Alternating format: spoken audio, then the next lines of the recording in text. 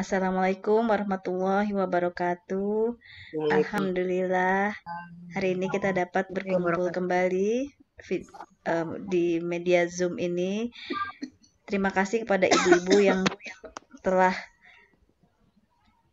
ikut untuk sama-sama kita menjalani proses dengan ditemani oleh Ustadz Ali Agus. Kali ini kajian bertemakan hakikat haji dan kurban. Insya Allah kita akan dapat eh, mendapatkan pelajaran untuk dapat kita terapkan kemudian dalam keseharian. Silahkan Pak Ustadz Ali. Baik, terima kasih. A'udzubillahi minasyaitonirrajim. Bismillahirrahmanirrahim. Assalamualaikum warahmatullahi wabarakatuh. Waalaikumsalam warahmatullahi wabarakatuh. Rabbi a'udzubika min hamazatis syayatin wa a'udzubika rabbi ayahdurun. Asyhadu an la ilaha illallah wa asyhadu anna Muhammad Rasulullah. Allahumma sholli ala Muhammad wa ala ali Muhammad ya karim. Alhamdulillahi rabbil alamin. Hamda syakirin, hamda naimin, hamda yuwaffi ni'amah wa yukafi majidah. Ya Rabbana lakal hamdu kama yanbaghi li wajhikal karim wa 'azimi sultanik. Rabbi sahli sadri wa yassir li amri wahlul 'uqdatam min lisani yafqahu qawli. Rabbi zidni ilman warzuqni fahman. Puji syukur hanya milik Allah. Salawat serta salam semoga tetap tercurah kepada para nabi, khususnya baginda Rasulullah Muhammad Sallallahu Alaihi Wasallam dan kita semua selaku pengikutnya sampai akhir zaman. Sahabatku yang dimuliakan Allah, alhamdulillah pada kesempatan yang baik ini kita masih diberikan oleh Allah nikmat yang banyak. Kita masih diperjalankan dalam proses meningkatkan keimanan dan ketakwaan kita kepada Allah. Dan alhamdulillah hari ini kita bisa berkumpul bersama-sama dalam kajian Zoom ya, yang mana dengan kajian Zoom ini kita bisa belajar bersama-sama melalui pedoman hidup kita Alkitab Al-Qur'an. Dan alhamdulillah hari ini nanti ada Pak Ustadz Bahrudin ya, Bu Epi, kalau nanti biar Pak Ustadz Bahrudin baca Arabnya. Pak Ustadz Bahrudin bisa bantu kami? Siap, insya Allah. Ya, siap. Assalamualaikum warahmatullahi wabarakatuh. Waalaikumsalam warahmatullahi wabarakatuh. Siap, Haji. Alhamdulillah Pak Ustadz Bahrudin bisa bergabung hari ini. Beliau ini pengasuh pondok pesantren kita Bu yang di Rangkas Bitung ya, pondok pesantren Nurul Falah Rabbani, yang mana beliau ini adalah masih sepupu dengan saya. Jadi alhamdulillah kita bagi tugas, beliau di Rangkas Bitung ngurusin anak-anak di pondok, saya di Rangkas. Biasa Bu, saya mah ini apa keliling cari sesuatu yang bisa kita nanti realisasikan untuk kemaslahatan umat. Dan alhamdulillah hari ini cuacanya di tempat saya cerah Bu ya, di Serang cerah. Mudah-mudahan secerah hati kita semua ya. Dan insya Allah pada kesempatan yang baik ini kita akan belajar bersama-sama dengan tema hakikat haji dan umroh. Sebelum kita masuk ke pembahasan kita, di sini saya ingin mengajak kita semua ya, terutama bapak-bapak, ibu-ibu semua yang hadir di sini. Jika ada perbedaan pendapat itu sunatullah ya dari Allah, itu adanya. Jika seumpamanya ada yang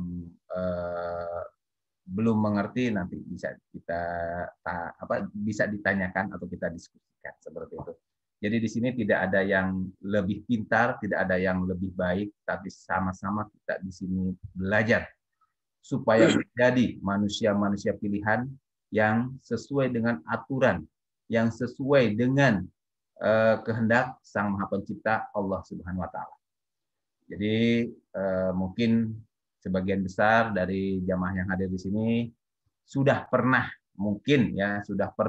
melaksanakan ritual ya rukun Islam yang kelima, yaitu menunaikan ibadah haji. Dan juga mungkin sebagian sudah pernah juga melaksanakan umroh seperti itu. Dan juga mungkin setiap tahunnya selalu berkurban. Nah, itu semua sudah menjadi kewajiban kita sebagai umat muslim yang mampu untuk melaksanakan ibadah haji maupun berkurban. Nah, di sini saya ingin mengajak kita untuk berpikir, karena ya kita juga prihatin ya, sementara ini sudah tahun yang kedua pelaksanaan ibadah haji untuk kuota umat Islam yang ada di Indonesia mungkin tertunda lagi ya Bu ya. Beberapa waktu yang lalu kita mendengarkan siaran langsung dari Kementerian Agama yang menyatakan pemberangkatan ibadah haji tahun 2021 ini ditunda. Ya, mudah-mudahan para calon jamaah haji yang sudah terdaftar dan yang harusnya berangkat ya ternyata tertunda sampai 2 tahun. Ya, semoga Allah berikan kesabaran, ketabahan, ketawakalan. Jangan sampai timbul prasangka, jangan sampai timbul suhudon, apalagi marah-marah. Ya, kenapa? Karena itu tidak akan merubah apa-apa, tidak akan menyelesaikan masalah. Yang ada inilah mungkin perjalanan hidup yang harus dilalui, ya, karena Allah telah memberikan yang terbaik. Kenapa?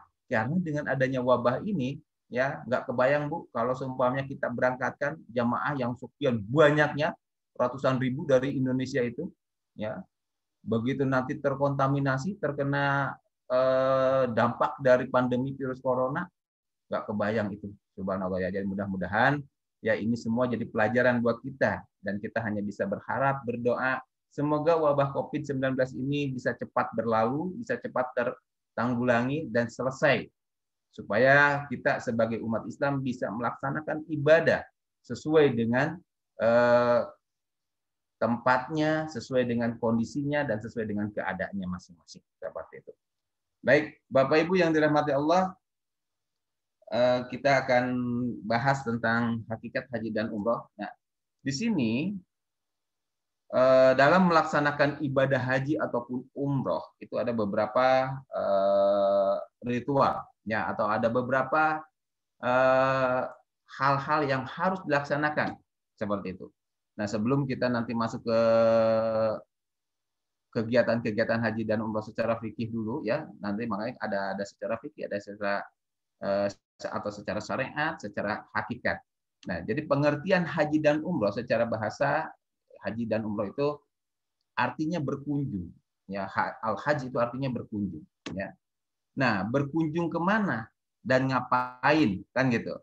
Nah, untuk umat Islam, ya, kalau berhaji berarti mereka berkunjung ke Baitullah atau Ka'bah yang berada di kota Mekah. Ngapain? Untuk melaksanakan beberapa ritual atau amalan pada masa tertentu demi memenuhi panggilan Allah dan mengharapkan ridho Allah. Ya, jadi itulah pengertian dari haji dan umroh. Nah, di sini ya ada beberapa hadis yang mengatakan, ya, salah satu contoh saya kutip beberapa hadis di sini. Rasulullah Shallallahu Alaihi Wasallam bersabda, dari ibadah umroh yang satu ke ibadah umroh yang lainnya merupakan pelebur dosa dan noda atau kafarah di antara keduanya. Nah, jadi ada beberapa hadis yang mengatakan kalau kita pergi ya berhaji ataupun berumroh itu bisa menghapus dosa. Makanya tidak sedikit ya antusias umat Islam dari Indonesia untuk dosanya seperti itu.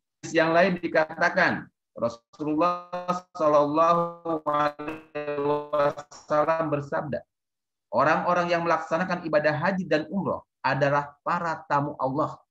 Ya, karena itu manakala mereka memohon kepadanya, niscaya ia akan memenuhi permohonan mereka.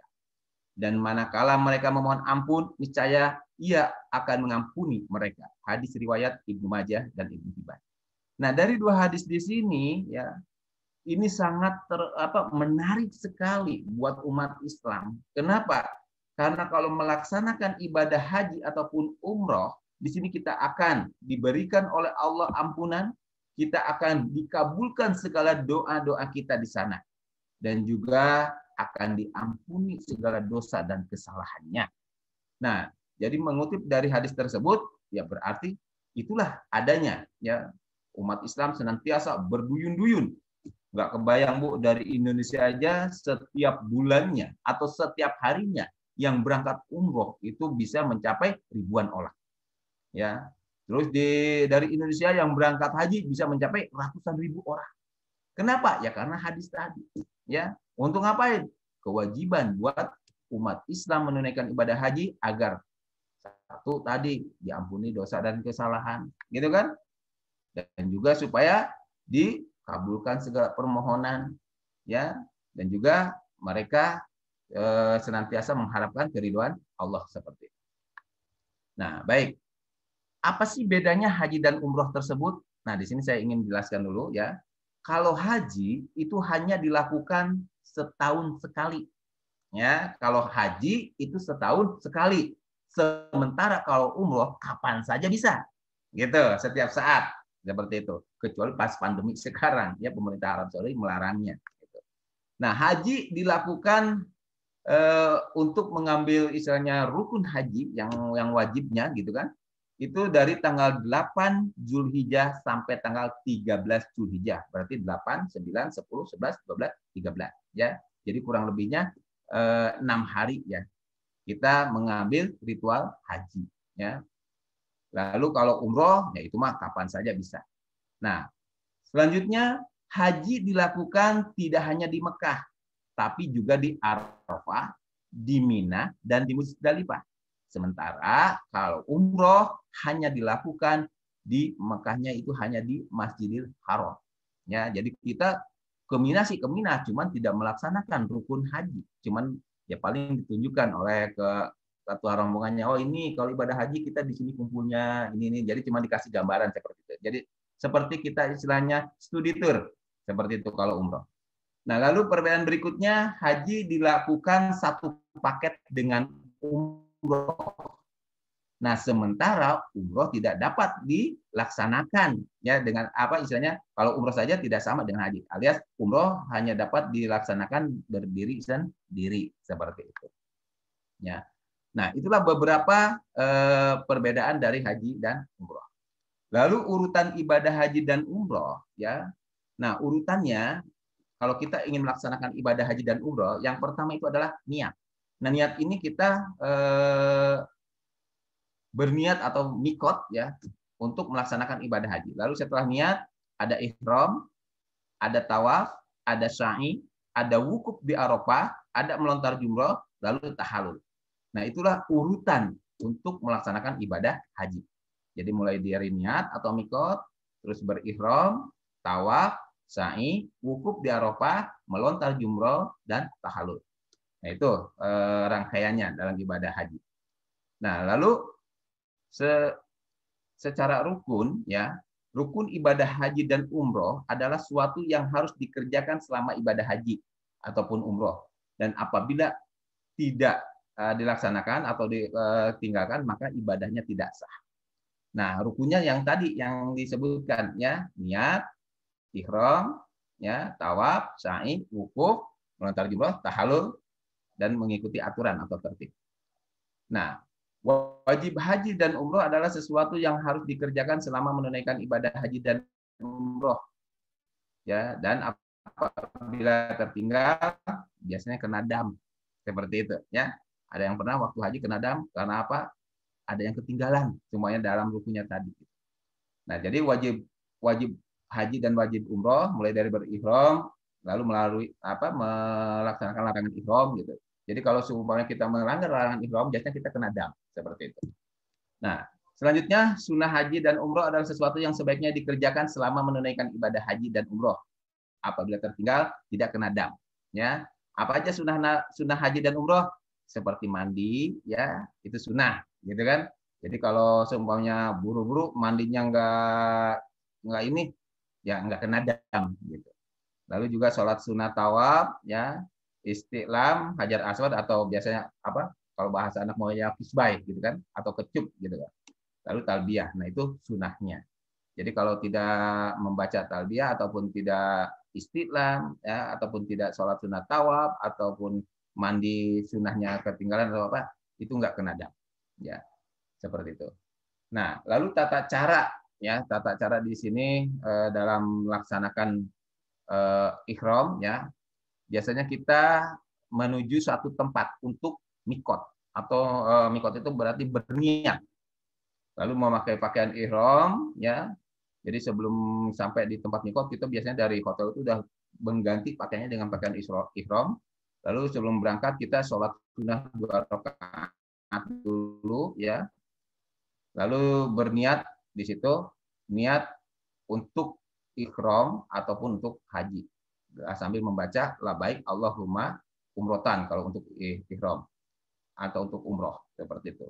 Lalu membaca talbiyah, ya biasanya sepanjang jalan kita membaca talbiyah labaik Allahumma labaik, ya biasanya kan baca seperti itu. Kalau udah dengar itu selalu terbayang, ya, kalau yang sudah melaksanakan ibadah haji dan umroh pasti merasakan terharu seperti itu. Nah, baik. Nah, mikot di sini ada beberapa tempat, gitu kan? Atau jadi beberapa tempat untuk mikot, ya, atau berniat untuk ihram, ya. Jadi ada mikot jamani atau waktu untuk mikot haji, lalu ada mikot makani atau mikot yang langsung di tempat, seperti itu. Nah, jadi mikot jamani atau mikot haji bulan-bulan Syawal, Dzulqa'dah, Dzulhijjah sampai dengan 9 Dzulhijjah. Ya, kalau mikot makani bisa di mana saja, seperti itu. Nah, tempat mikotnya biasanya di Bir Ali untuk jamaah yang dari arah Madinah. Biasanya kan kalau kloter pertama ke Madinah dulu, gitu kan. Nah, nanti dari Madinah baru ke Mekah. Biasanya mikotnya di Bir Ali kalau untuk melaksanakan ibadah haji. Lalu Al-Julfa, jamaah yang dari Mesir, biasanya mikotnya di Al-Julfa. Lalu juga di Kam'al, Manazil untuk jamaah yang dari arah Najil. Lalu ada juga mikot di Jar Irkin untuk jamaah yang dari Irak. Lalu ada juga di Yalamlam, ya, untuk jamaah dari arah Yaman. Lalu ada juga mikot di Mekah bagi jamaah yang ada di Mekah. Terus ada juga di Tanim dan Jarona untuk mikot para penduduk kota Mekah. Lalu juga ada yang mikot di bandara di King Abdul Aziz atau di Jeddah. Nah, itulah beberapa tempat mikot yang selama ini dijadikan tempat untuk para jamaah yang akan menunaikan ibadah haji ataupun umroh. Nah, lalu di sini, ya, dari rukun tadi, ya, yang pertama kan tadi niat, ya, niat ataupun mikot. Nah, di sini saya ingin sampaikan pada saat kita ingin menunaikan ibadah haji ataupun umroh, sudah otomatis, ya, kita harus berniat. Nah, niatnya seperti apa dan bagaimana? Karena banyak orang, ya, yang berangkat ibadah haji ataupun umroh berniat hanya di mulut saja, tapi hati dan pikirannya nggak nyambung, gitu. Sehingga nanti begitu pelaksanaan ibadah hajinya, mungkin ya tadi itu banyak yang dilanggarnya seperti itu karena niatnya tadi. Ya, apalagi kalau sudah nyampe di Madinah ataupun di kota Mekah, itu, aduh, masya Allah, ya, sepanjang jalan itu mata kiri kanan, ya, kita tuh melirik banyak pedagang, ya, apalagi kalau sudah di Madinah tuh kalau mau ke Masjid Nabawi, di situ kan kita masya Allah pedagang emas sepanjang jalan, jadi ngiler ngelihatnya, gitu. Yang akhirnya ya niatnya pada goyah-goyang, gitu. Yang niatnya mau beribadah, akhirnya nyampe di sana niatnya untuk apa? Belanja, seperti itu. Nah, itulah beberapa ini. Nah, makanya di sini saya ingin sampaikan, jadi rukun haji yang pertama adalah niat, ya, ataupun nikot. Nah, niat di sini kita harus luruskan. Kenapa? Ya, kita buka dulu di surat 2 Al-Baqarah. Sebentar, saya share dulu.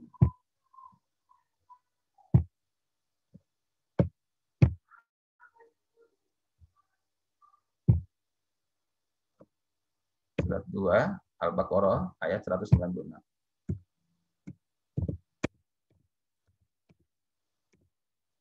Silakan dibaca. Bismillahirrahmanirrahim. Wa atimul hajja wal umrata lillah. Fa in uhsirtum fama istaysara minal hadi. ولا تحلقوا رؤوسكم حتى يبلغ الهدي محله فمن كان منكم مريضا أو به أذى من رأسه من رأسه من رأسه ففدية من صيام أو صدقة أو نسك فإذا أمنتم فمن تمتع بالعمرة إلا الحج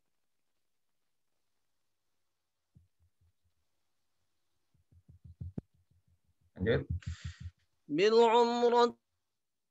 بالعمرة إلى الحج فما استيسر من الهدي فمن لم يجد فصيام 3 أيام في الحج و7 إذا رجعتم تلك 10 كاملة ذلك لمن لم يكن أهله حاضر المسجد الحرام واتقوا الله واعلموا أن الله شديد العقاب. Silakan baca artinya. Bismillahirrahmanirrahim. Dan sempurnakanlah ibadah haji dan umroh karena Allah. Jika kamu terkepung, terhalang oleh musuh atau karena sakit, maka sembelihlah korban yang mudah didapat. Dan jangan kamu mencukur kepalamu sebelum korban sampai di tempat penyembelihannya.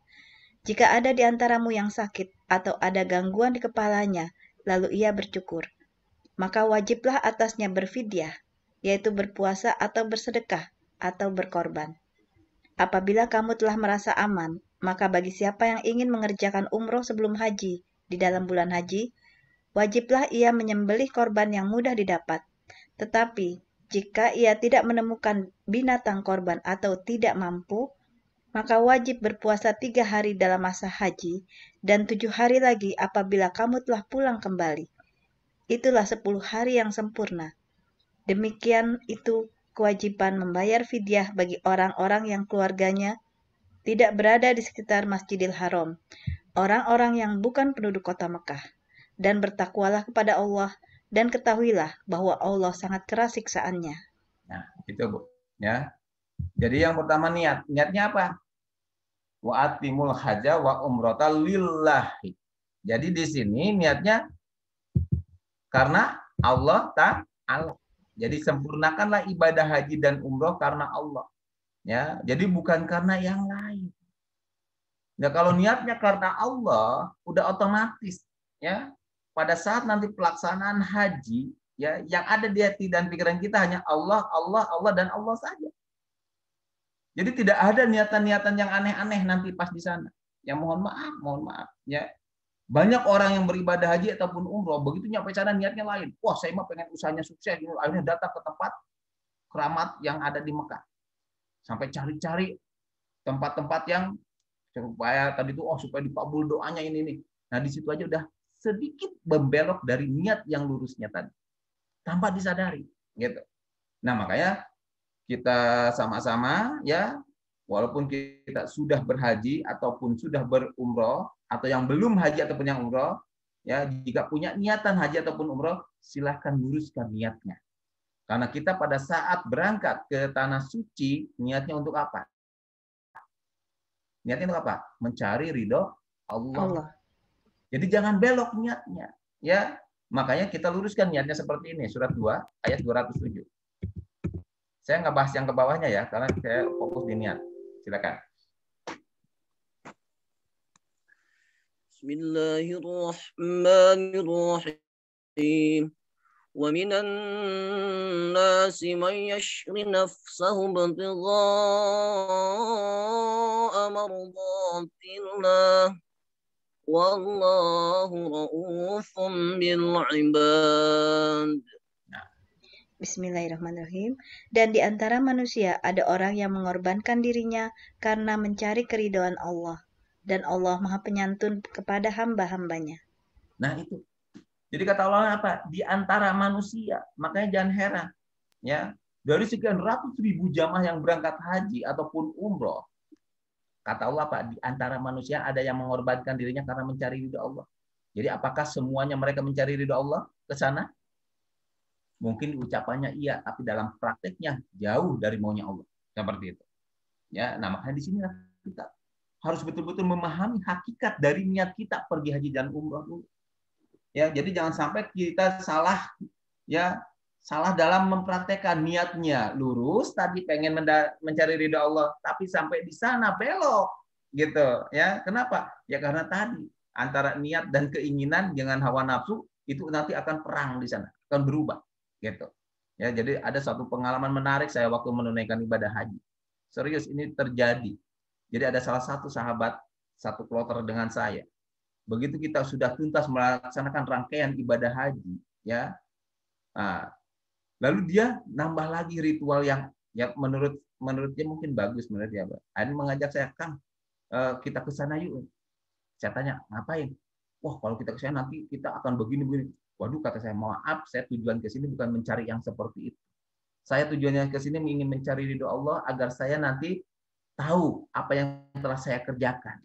Karena apa? Dari rangkaian yang kita kerjakan mulai dari niat, nanti ihram, tawaf, sa'i, ya, lontar jumroh dan sebagainya. Itu semua itu kita harus pahami hakikatnya sehingga nanti kita pada saat melaksanakan ibadah haji dan setelah melaksanakannya kita tahu apa yang harus dikerjakan berikutnya. Seperti itu. Nah, makanya di sini kata Allah, tidak semua manusia ingin mendapatkan ridho Allah. Tapi kata Allah, di antara manusia ada orang yang mengorbankan dirinya karena mencari keridhaan Allah. Dia sudah korbankan waktu, tenaga, pikiran, harta, keluarga, tinggalkan. Untuk apa? Untuk mencari ridho Allah, menunaikan ibadah haji. Nyampe di sana. Malah nggak jauh beda dengan di sini. Kerjaannya ngapain? Belanja mulu. Ya. Selain belanja ngapain lagi? Menggunjing, mengolok-ngolok. Itu masih ada di pihak. Berarti selama ini menunaikan ibadah hajinya berarti belum paham, ya, belum tahu hakikat dari yang dikerjakannya. Nah, jadi yang pertama niatnya luruskan. Pada saat kita mau berangkat haji ataupun umroh, niatkan bahwa kita niatnya untuk apa? Untuk apa? Mencari keridhaan Allah. Nah, mardotillah. Jadi untuk mencari ridhonya Allah. Gitu, ya. Nah, tambah lagi surat 92 ayat 17 sampai 21.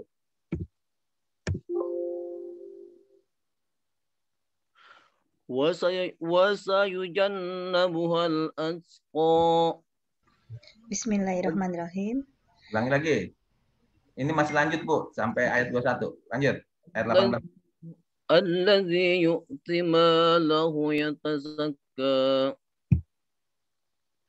وما لأحد عنده من نعمة تجزى إلا ابتغاء وجه ربه الأعلى ولسوف يرضى. Silakan. Bismillahirrahmanirrahim.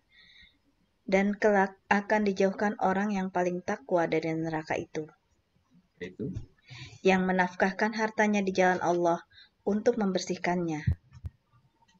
Padahal tidak ada seorang pun memberikan suatu nikmat kepadanya yang harus dibalasnya.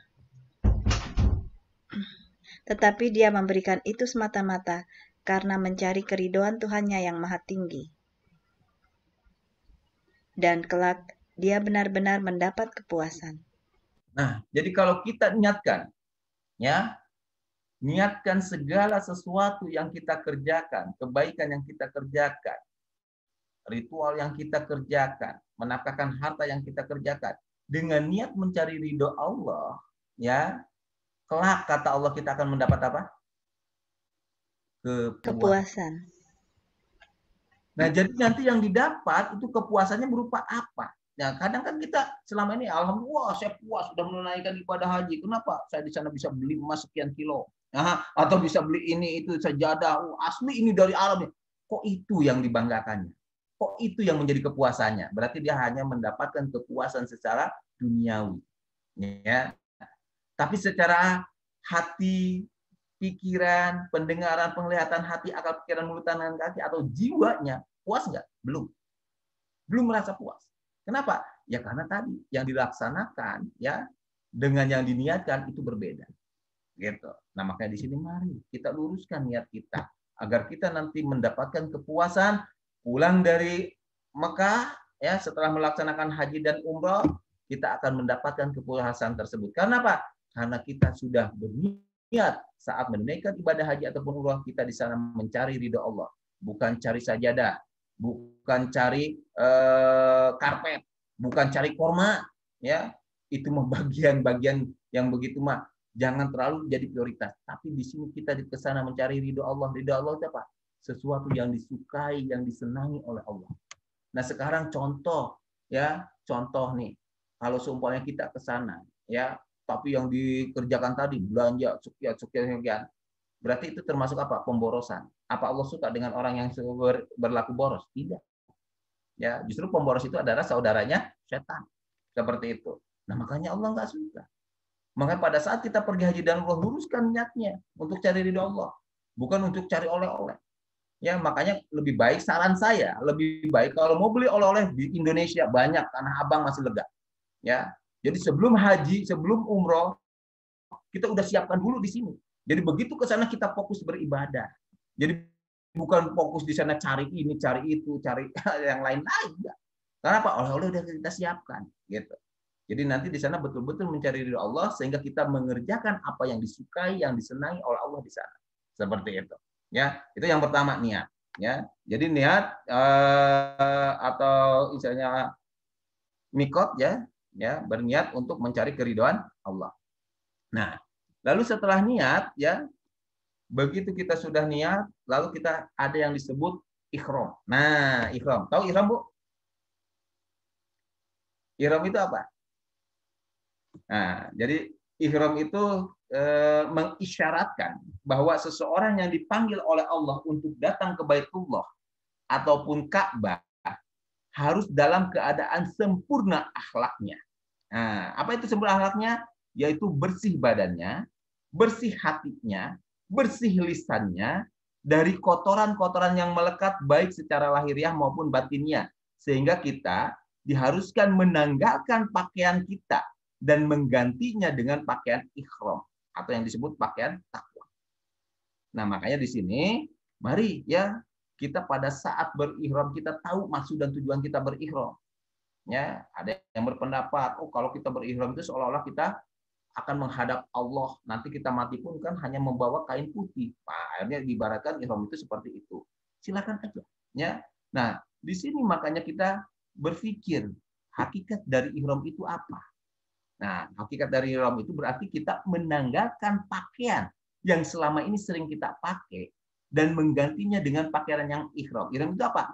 Pakaian yang suci, bersih. Makanya kalau suci, bersih, diibaratkannya seperti warna putih. Nah, jadi warna putih identik dengan kondisi keadaan yang suci, bersih. Seperti itu. Nah, makanya itulah pakaian ihram. Nah, tujuannya untuk apa berpakaian ihram ini? Yaitu tadi menanggalkan pakaian yang melekat di dalam diri kita baik secara lahiriah maupun secara batiniah. Gitu. Nah, makanya di sini coba kita buka surat 20 ayat 12. Inni ana rabbuka fakhla'na 'alaik innaka bil wadil muqaddas tuwa. Bismillahirrahmanirrahim. Sesungguhnya aku inilah Tuhanmu. Maka tanggalkanlah kedua terompahmu. Sesungguhnya kamu berada di lembah yang suci, tua. Jadi begitu kita memasuki lembah yang suci, lembah tua yang sekarang menjadi Ka'bah yang ada di Mekah, ya. Ini dulu kalau dilihat dari sejarah, ya, sejarah Nabi siapa ini? Suruh menanggalkan kedua terompahnya itu. Halo? Sejarahnya Nabi siapa? Nih, kalau kita lihat dari awalnya, nah, Nabi Musa. Nah, berarti berihram itu kalau kita tarik benang merahnya, berihram itu perintah pertamanya diperintahkan kepada siapa? Nabi Musa. Nah, lalu Nabi Muhammad menyempurnakan. Makanya sekarang nih sebagai umat Islam mengikuti syariat Nabi Muhammad di saat berihram tanggalkan ya Tanggalkan apanya? Pakaiannya. Lalu tanggalkan apa lagi? Bukan hanya pakaian. Jadi pakaian itu nanti ada pakaian lahiriah, ada pakaian takwa. Nah, pakaian lahiriahnya, pakaian yang selama ini sehari-hari kita pakai. Begitu berihram itu ditanggalkan. Ya, nggak boleh pakai celana dalam, nggak boleh pakai kolor, pakai BH dan semua. Semua itu harus ditanggalkan pakaian-pakaian perhiasannya. Diganti dengan apa? Pakaian takwa atau yang disebut pakaian ihram tadi. Seperti itu. Nah, makanya pakaian ihram itu tidak berjahit atau tidak dijahit. Nah, makanya sekarang akhirnya banyaklah berspekulasi, gitu kan? Pakai ini, aduh, akhirnya banyak sekali keyakinan-keyakinan yang berbeda-beda untuk hal seperti ini. Nah, makanya di sini balik lagi. Nabi Musa telah diperintahkan untuk Allah, begitu dia memasuki lembah yang suci atau lembah tua, Nabi Musa sendiri suruh ngapain? Menanggalkan terompahnya. Apa itu terompah? Terompah itu apa? Banyak orang yang Sendal. mengatakan terompah itu sendal, bakiak, dan sebagainya. Nah, sekarang fungsi sendal untuk apa? Melangkah. Yang diajak melangkahnya apa? Kaki. Nah, makanya di sini tanggalkanlah segala pijakan-pijakannya. Ya, baik itu sendalnya, baik itu bakiaknya, sepatunya. Maksudnya apa? Yuk kita tanggalkan kebiasaan buruk kita. Karena kita berada di lembah yang suci atau lembah tua, ya, maka Allah memerintahkan kita tanggalkan semua itu. Mulai dari pakaian secara fisik, ya, lalu juga pakaian yang melekat di badan kita tanggalkan, kebiasaan-kebiasaan buruk kita tanggalkan, ganti itu semua dengan apa? Dengan yang suci, yang bersih. Ya, makanya itulah pakaian ihram. Seperti itu. Nah, makanya Allah bilang, di sini Nabi Musa diperintahkan untuk menanggalkan terompahnya, ya, diganti dengan pakaian yang suci. Nah, untuk masalah pakaiannya Allah bilang di surat 7 ayat 26.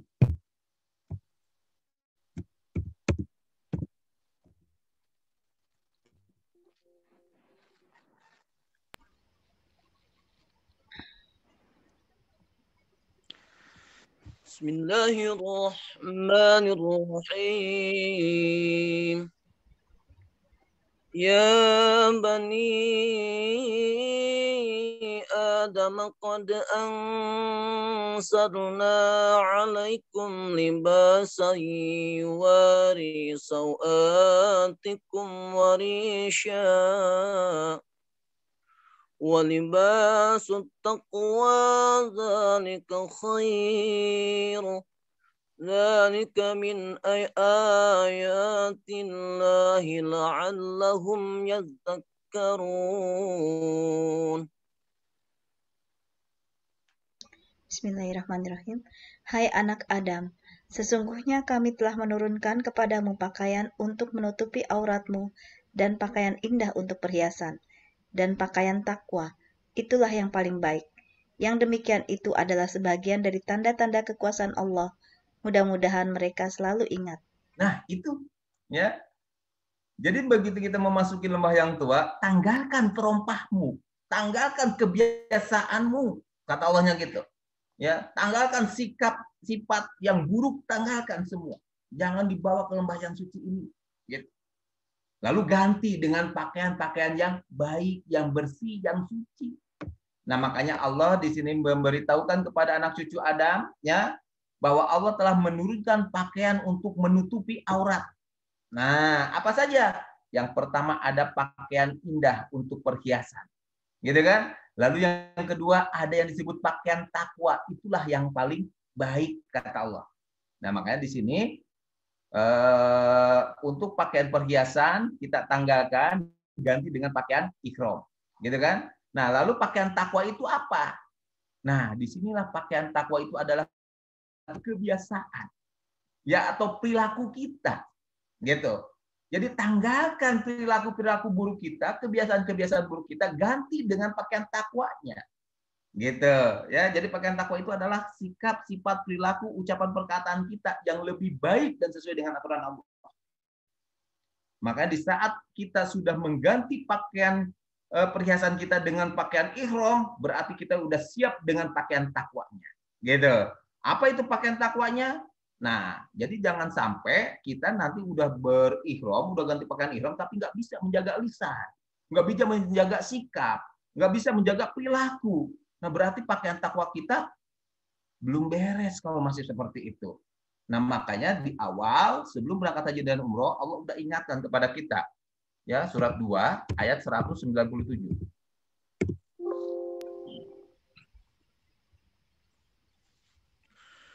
الحج أشهر معلومات فمن فرض فيهن الحج فلا رفث ولا فسوق ولا جدال في الحج وما تفعلوا من خير يعلمه الله وتزودوا فإن خير الزاد التقوى واتقون يا أولي الألباب. Musim haji. Lanjut. Musim haji adalah beberapa bulan yang dimaklumi. Barang siapa yang menetapkan niatnya dalam bulan itu akan mengerjakan haji, maka tidak boleh rafats, berbuat fasik, dan berbantah-bantahan di dalam masa mengerjakan haji. Dan apa yang kamu kerjakan berupa kebaikan, niscaya Allah mengetahuinya. Berbekallah, dan sesungguhnya sebaik-baik bekal adalah takwa, dan bertakwalah kepadaku, hai orang-orang yang berakal. Nah, itu makanya sebelum menunaikan ibadah haji, ya, diingatkan oleh Allah. Apa itu? Berbekallah kamu. Jadi bekalnya untuk melaksanakan haji ataupun umroh, bekalnya apa? Takwa. Nah, sesungguhnya sebaik-baik bekal adalah takwa. Jadi kalau ingin berangkat haji ataupun umroh, bekalnya apa? Takwa. Nah, ini sekarang orang mau berangkat haji atau umroh, bekalnya apa, Bu? Real, dolar, gitu nggak? Kenapa? Karena di sana nanti saya mau beli ini, beli itu, dan sebagainya. Nah, dari situ aja udah beda niatnya. Ya, udah beda. Makanya berbekallah, sebelum berangkat haji berbekallah. Apa bekalnya? Ketakwaan tadi. Gitu. Apa itu bekal takwa tersebut? Gitu kan? Nah, kita buka surat 3. Ayat 133, 134. وسارعوا إلى مغفرة من ربكم وجنة عرضها السماوات والأرض أعدت للمتقين. 134-nya. الذين ينفقون في السراء والضراء والكاظمين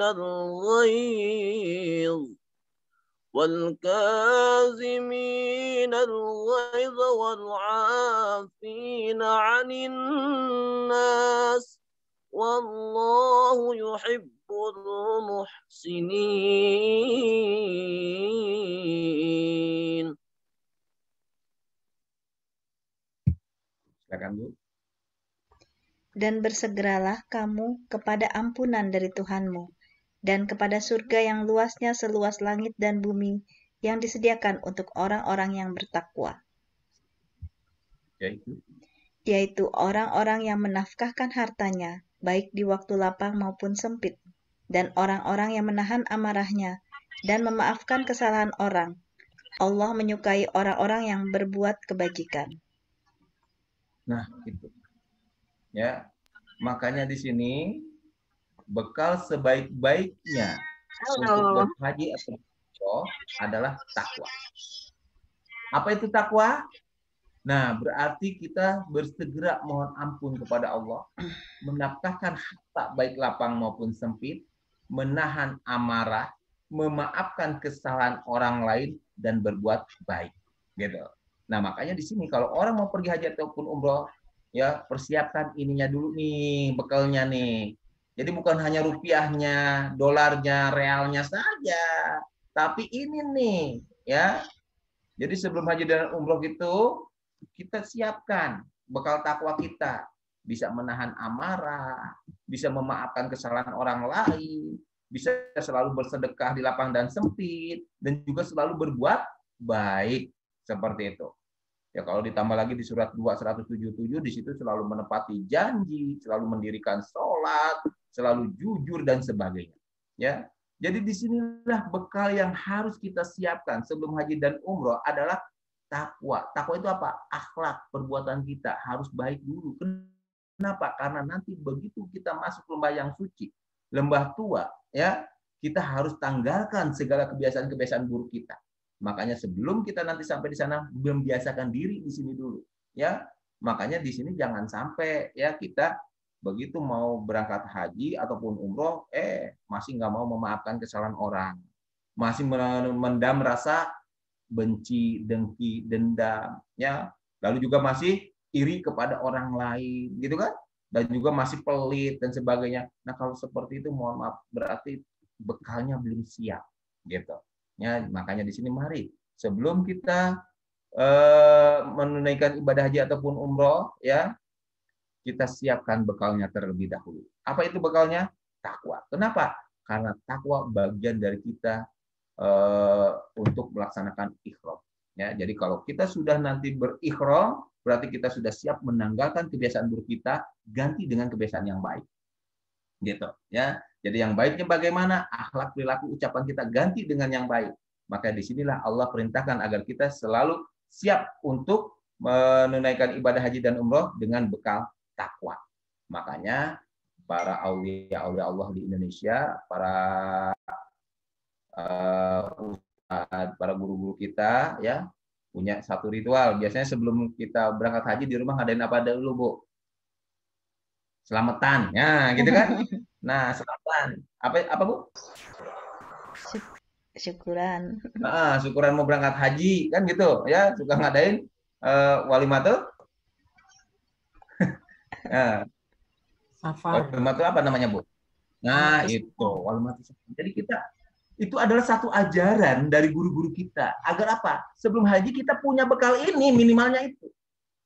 Makanya pada saat kita melaksanakan walimatul safar, kita di sini ya saling maaf-maafkan dengan keluarga, dengan tetangga, dengan saudara, dengan sahabat. Tapi sekarang faktanya kalau walimatul safar di sini apa? Pesta. Gitu kan? Nah, pesta-pesta gitu kan, ngundang orang makan dan sebagainya. Bagus, kenapa? Karena di situ ada menafkahkan harta kita memberi makan. Ya, gitu kan memberi makan. Lalu juga di sini ada saling memaafkan supaya tidak ada rasa iri, dengki, benci kebawa ke sana. Jadi saling maaf-maafan di situ. Dan juga ada di sini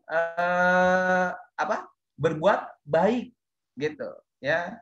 Jadi menafkahkan harta lapang sempitnya ada, menahan amarahnya ada, memaafkan kesalahan orang lain ada, berbuat baiknya pun ada. Gitu. Nah, makanya inilah bagus ya guru-guru kita, ya. Para wali yang menyebarkan agama Islam, yang memberikan nilai-nilai positif.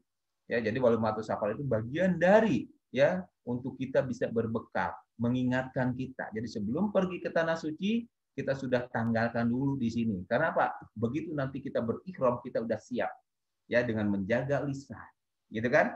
Supaya tidak marah-marah.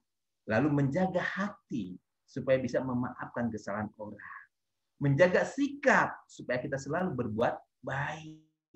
Gitu kan? Dan menjaga perilaku agar kita selalu dapat bersedekah. Nah, disinilah fungsinya, hakikatnya dari kita berihram. Ya, jadi kalau orang yang sudah berihram sudah menanggalkan kebiasaan-kebiasaan buruknya, diganti dengan kebiasaan yang baik atau yang disebut takwa. Seperti itu. Ya, jadi mari ya kita sama-sama introspeksi diri kita. Yang dulu udah berangkat haji dan umroh, jangan nyesel. Oh iya ya, dulu saya begini. Nggak apa-apa, kan masih ada kesempatan. Walaupun kita nggak bisa berangkat haji dan umroh, tapi merubah sikap, perilaku, masih bisa nggak? Masih bisa. Jadi nggak harus berangkat lagi ke sana lah. Tapi pakai uangnya untuk melaksanakan ketakwaannya. Seperti itu. Ya. Oke, sampai sini Pak Bu.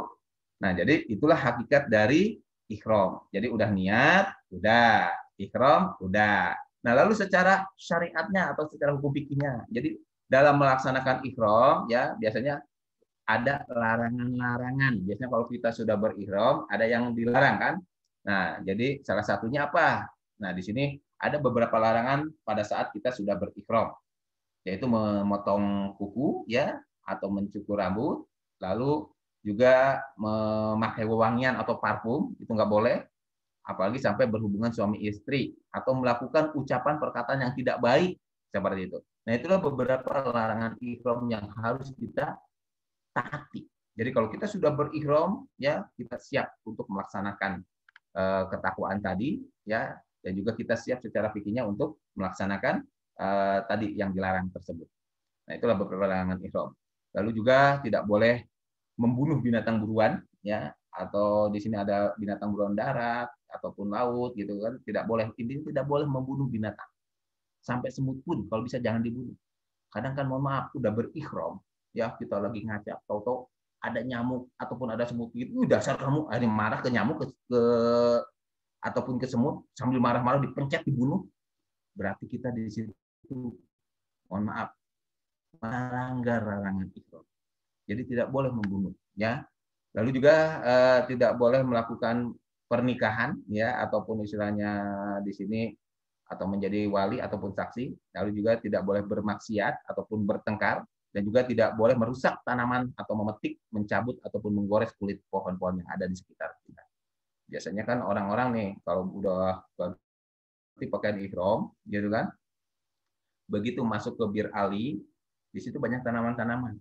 Ada yang ngadem di situ tanpa disadari dia potek bunganya atau dia cabut daunnya. Ya Allah, itu sedih Bung, lihat kenapa? Ya berarti dia nggak paham selama ini. Dia nggak belajar, nggak manasik. Di saat manasiknya dia tidur kali, ya. Di saat manasiknya dia tidur, jadi nggak tahu yang dikerjakan. Itu saya ngalamin waktu di Bir Ali itu, begitu. Kebetulan saya kloter pertama dari Indonesia ke Madinah dulu, begitu mau berangkat ke Mekah, kita transit di Bir Ali untuk melaksanakan mikot. Begitu udah beres mikot, sambil nunggu yang lain itu ada yang ngerokok, senderan di pohon, kan pengen cari yang adem di bawah pohon, tanpa disengaja dia potek itu daunnya untuk alas duduk. Ya Allah, kata saya. Apa dia nggak tahu, apa dia nggak sadar, ditegur malah nanti jadi masalah. Saya hanya bisa menangis saat itu. Ya Allah, ternyata masih banyak saudara saya melaksanakan ibadah haji tapi nggak paham hakikat dari dia berihram seperti itu. Nah, lalu ada juga larangan ihram yang khusus untuk pria, ya. Ya, larangannya apa? Tidak boleh mengenakan pakaian yang berjahit, gitu. Ya, jadi tidak boleh mengenakan pakaian yang berjahit. Lalu juga tidak boleh memakai penutup kepala ataupun wajah. Makanya pada saat itu tidak boleh pakai masker, ya. Lalu juga tidak boleh memakai sepatu, ya. Tidak boleh memakai kaos kaki ataupun sepatu ya untuk pria ya. Karena menutupi mata kaki. Nah, ini larangan-larangan secara hukum fikih ya. Jadi larangan seperti itu. Nah, kalau untuk wanita pun sama, tidak boleh menutup wajah dan telapak tangan. Makanya yang bercadar itu harus dibuka cadarnya ya di saat berihram itu. Seperti itu. Nah, itulah beberapa larangan secara fikihnya ya, dan juga tadi larangan secara hakikatnya. Nah, jadi kita ambil kesimpulan bahwa berihram ya itu adalah salah satu rukun dalam haji ataupun umroh ya, agar kita menanggalkan pakaian ya diganti dengan pakaian ihram atau pakaian yang suci bersih. Yang ditanggalkan secara fisik pakaian perhiasan, kita tanggalkan ganti dengan pakaian yang berwarna putih dan tidak berjahit. Lalu juga kita tanggalkan kebiasaan-kebiasaan. Pakaian takwa adalah lebih baik. Jadi ganti kebiasaan kita dengan pakaian takwa. Apa itu pakaian takwa? Selalu menatakan harta lapang sempit, menahan amarah, memaafkan, dan berbuat baik. Itulah pakaian takwa kita nanti selama menunaikan ibadah haji. Seperti itu, ataupun umroh. Baik, lanjut yang ketiga. Setelah niat, setelah ihram, baru kita akan mengerjakan tawaf. Nah, apa itu tawaf? Tawaf artinya mengitari atau mengelilingi. Jadi secara lahiriah ialah mengelilingi Ka'bah atau bangunan yang terbuat dari batu hitam, ya. Tetapi ya pada hakikatnya kita berusaha untuk mensucikan diri. Jadi arti dari tawaf itu adalah mengelilingi, ya, mengelilingi apa? Mengelilingi Ka'bah, ya, gitu kan? Nah, pada saat kita mengelilingi Ka'bah, kadang orang suka bingung kan? Ada satu pertanyaan, kenapa sih kita harus mengelilingi Ka'bah gitu kan? Lalu membaca, kan kita dikasih buku doa, ya, panduan doa, bacaan tawaf gitu kan? Putaran pertama baca ini, putaran kedua baca ini sampai 7 putaran. Itu ada doa-doanya. Nah, di sini saya tidak bahas doanya, tetapi di sini kita bahas hakikatnya. Apa sih hakikatnya kita bertawaf? Apa sih tujuan kita mengelilingi Ka'bah? Gitu, ya. Nah, makanya di sini ada secara hakikat, ya, kita berusaha untuk mensucikan diri atau mensucikan rumah Allah. Nah, pada saat kita tawaf berarti kita mengelilingi Ka'bah. Ka'bah itu kan rumah Allah. Betul? Nah, rumah Allah di sini bukan berarti Allah diam di sono. Jadi jangan salah paham. Karena kalau nanti salah paham, ada orang yang iseng, ya, akhirnya timbul nanti mengolok-ngolok. Tuhanmu kan ada di sono di Ka'bah. Apalagi kalau musim haji, Tuhanmu sibuk ngeladenin tamu di Mekah. Jadi di Indonesia boleh dong bermaksiat, kan nggak ada Tuhan. Nah, Allahnya nggak ada lagi di Mekah, lagi sibuk ngeladenin tamu. Bukan itu maksudnya. Ya, jadi yang rumah Allah di sini, Ka'bah itu artinya rumah Allah, ya. Di sini kita harus memahami yang namanya rumah Allah itu bukan batunya, bukan fisik Ka'bahnya. Tapi di sini apa? Qalbu mukmin baitullah. Jadi rumahnya Allah ada di qalbu. Qalbu itu di mana? Ada di setiap manusia, di hati dan pikiran manusia. Itulah rumah Allah yang sebenarnya. Nah, makanya hakikat dari mengelilingi Ka'bah, ya, atau hakikat dari tawaf itu adalah mensucikan rumah Allah supaya bisa masuk ke dalam aturan Allah. Kenapa? Karena Ka'bah merupakan simbol dari aturan Allah. Ya, jadi Ka'bah itu simbol dari aturan Allah. Nah, sementara aturan Allah yang sebenarnya ada di mana? Ada di kitab Al-Qur'an. Jadi Ka'bah itu sebagai simbol aturan Allah. Nah, makanya di sini coba kita cari tahu, ya, tawaf ini sebagai simbol aturan Allah. Kita buka surat 22 ayat 26 sampai 29.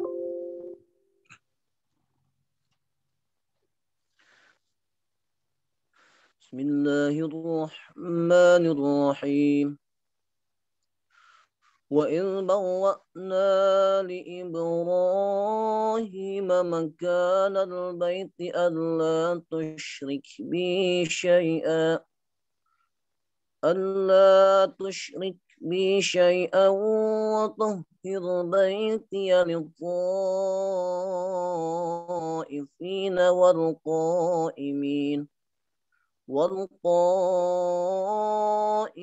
والركع السجود.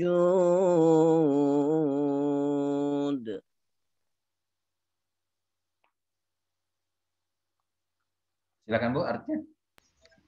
Dan ingatlah ketika kami memberikan tempat kepada Ibrahim di tempat Baitullah dengan mengatakan, janganlah kamu memperserikatkan sesuatu pun dengan aku, dan sucikanlah rumahku ini bagi orang-orang yang tawaf, dan orang-orang yang beribadah, dan orang-orang yang ruku dan sujud.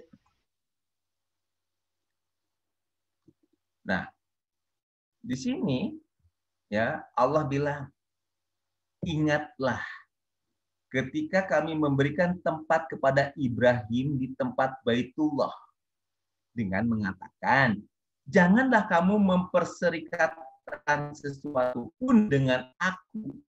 Jadi pada saat kita tawaf, jangan sampai, ya, berbuat musyrik atau mempersekutukan Allah, menduakan Allah dengan bangunan hitam tadi. Ini itu sering, ya. Banyak orang yang akhirnya datang ke Mekah nangis. Wah, ya, di depan Ka'bah ini karena apa? Ya ada banyak pendapat tadi, kalau kita nangis ini dan sebagainya nanti akan Allah kabulkan dan sebagainya, gitu kan? Salah? Enggak salah, tapi kita harus pahami di sini, ya, bahwa Allah, ya, atau yang disebut Baitullah, atau yang disebut rumahnya Allah, ya, itu jangan sampai dijadikan Tuhan atau dijadikan keyakinan sebagai gantinya Allah, bukan. Maka di sini Allah ingatkan, jangan kamu memperserikatkan sesuatu pun dengan aku. Lalu disuruhnya apa? Sucikanlah rumahku ini. Nah, sucikanlah rumahku ini. Yang akhirnya tidak sedikit orang begitu ya menunaikan haji ataupun umroh berebut untuk mendekati Ka'bah. Ada yang mengelapnya pakai sajadah, ada yang wah pokoknya dilus-lus lah gitu. Kenapa? Ada perintah sucikan rumah, kan gitu.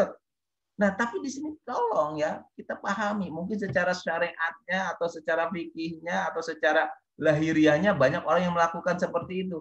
Tapi mari kita pahami hakikat dari tawaf di sini, yaitu membersihkan rumah Allah. Jadi di sini cucikanlah rumahku ini bagi orang-orang yang tawaf. Jadi orang-orang yang tawaf mengelilingi Ka'bah itu berarti dia sedang ngapain? Sedang membersihkan rumah Allah. Sedang mensucikan rumah Allah. Nah, rumah Allahnya yang mana? Bukan berarti kita harus berebut ngelapin Ka'bah. Tadi rumah Allah, ya. Qalbu mukmin baitullah. Nah, jadi rumah Allah itu ada di mana? Di qalbu kita, di hati dan pikiran kita. Mari kita bersihkan hati dan pikiran kita. Ya, dan juga di sini untuk orang-orang yang beribadah, orang-orang yang ruku dan orang-orang yang sujud. Makanya banyak orang ya setelah tawaf, banyak orang yang sholat menghadap Ka'bah dan sebagainya, yang ruku, yang sujud. Ya, tujuannya untuk apa? Membersihkan rumah Allah tadi. Nah, cuman yang harus dipahami, rumah Allahnya itu ya, tadi itu balik lagi ke dalam diri kita. Ya, ada di mana? Qalbu mukmin baitullah. Jadi hati dan pikiran kita ini adalah rumahnya Allah gitu. Jadi kalau hati dan pikiran kita selalu bersih, selalu suci, ya kira-kira Allahnya jauh apa dekat? Dekat dengan kita. Gitu. Ya, lanjut ayat 27-nya sampai ayat 29.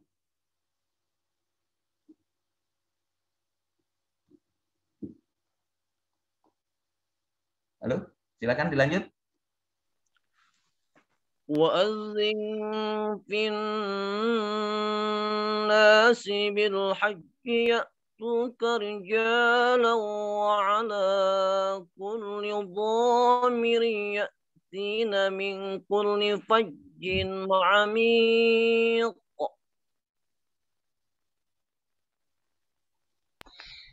Silakan artinya. Dan berserulah kepada manusia untuk mengerjakan haji.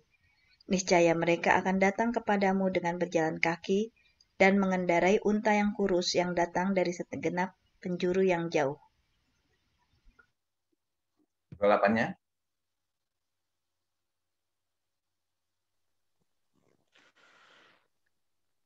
ليشهدوا منافع لهم ويذكروا اسم الله في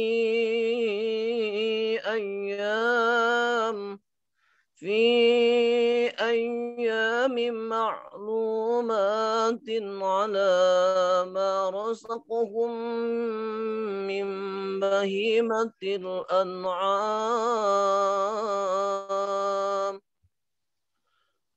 فكلوا منها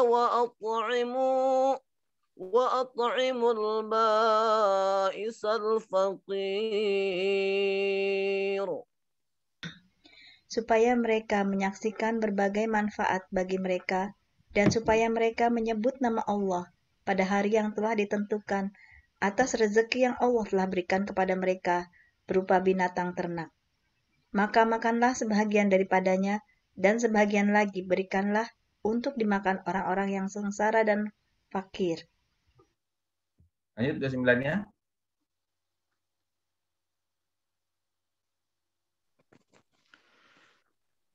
ثم ليقضوا تفثهم وليوفوا نذورهم وليطوفوا بالبيت العتيق.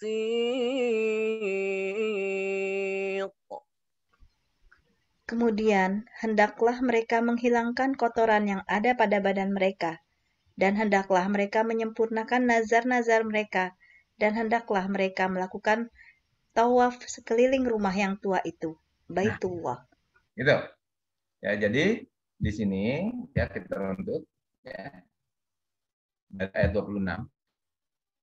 Di surat Al-Hajj 26 sampai 29 ini Allah menginformasikan kepada kita. Ya. Dan ini tawaf ini ya pertama kali Allah perintahkan kepada Nabi Ibrahim. Ya.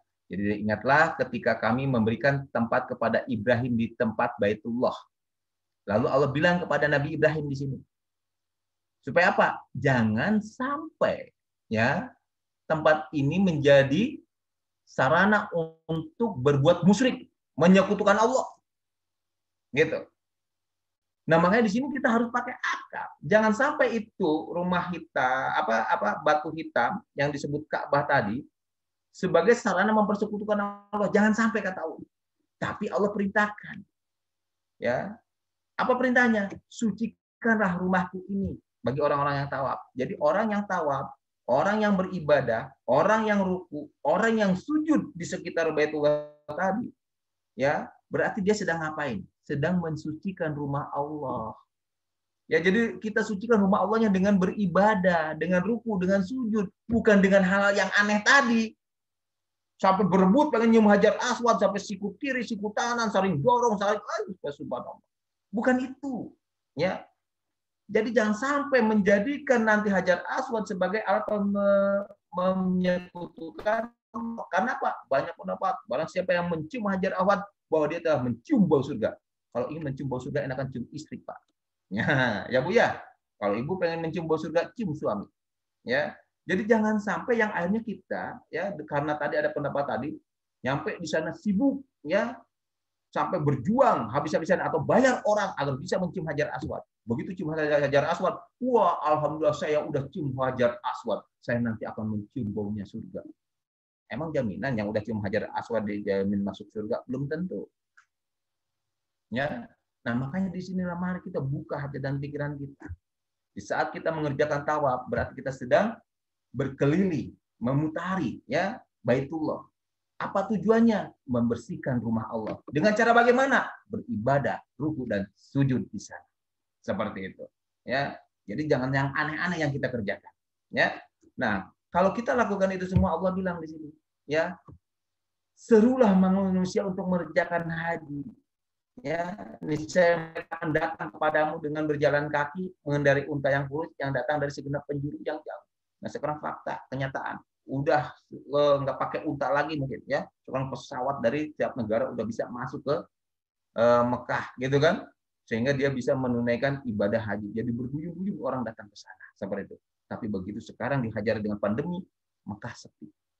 Ya, Mekah sepi, tapi tidak menyurutkan orang untuk bertawaf di situ. Walaupun sepi, tapi alhamdulillah kita bisa lihat masih banyak orang yang bertawaf di situ.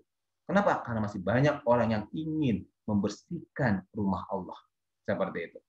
Nah, lalu di sini kalau sudah membersihkan rumah Allah, ya, kita akan menyaksikan berbagai manfaat bagi mereka. Ya, apa manfaatnya? Ya, manfaatnya banyak di sini, gitu kan? Kalau kita membersihkan hati dan pikiran, ya, kita nanti diberikan rezeki yang banyak, kita bersyukur, gitu kan? Dikasih usaha, baik itu peternakan, baik usaha yang lain, kita tetap bersyukur, gitu kan? Begitu kita memiliki banyak harta, kita tetap berbagi, ya, berbagi kepada siapa? Fakir miskin, orang yang sengsara, ya. Nah, disinilah keuntungannya, disinilah bukti bahwa kita sudah membersihkan rumah Allah, ya, sehingga kita bisa berbagi, memberi makan orang-orang yang sengsara, orang-orang yang fakir. Makanya di sana nanti nggak sedikit banyak orang yang bersedekah. Kenapa? Karena ingin seperti ini. Gitu. Dia menafkahkan rezekinya. Makanya bentar-bentar begitu keluar Masjidil Haram atau Madinah, halal, halal, haji, halal, halal, sedekah, sedekah. Ada yang ngasih makanan, minuman, buah-buahan. Itu orang Arabnya sendiri seperti itu. Tapi kita di sana boro-boro seperti itu. Ya, yang ada tadi sibuk belanja sana, belanja sini, ya, beli itu, beli ini, buat oleh ini tuh, hari pulang angka ribu, gitu. Nah, makanya di sini mari, ya, pada saat kita bertawaf berarti kita sudah berniat untuk apa? Membersihkan rumah Allah. Ya, rumah Allahnya yang mana, gitu kan? Bukan berarti kita membersihkan, ngelapin Ka'bah tadi, gitu. Tapi dengan tadi kita beribadah, ruku, sujud, ditambah bersedekah. Kemudian hendaklah mereka menghilangkan kotoran yang ada pada badan mereka dan hendaklah mereka menyempurnakan najar-najar mereka dan melakukan tawaf sekeliling Baitullah. Jadi disinilah kita pada saat kita bernajar, kita tunaikan di sana najarnya. Ya, saya ingin membadalkan orang tua saya yang sudah meninggal, kita tawaf gitu kan untuk badal yang sudah meninggal. Silakan.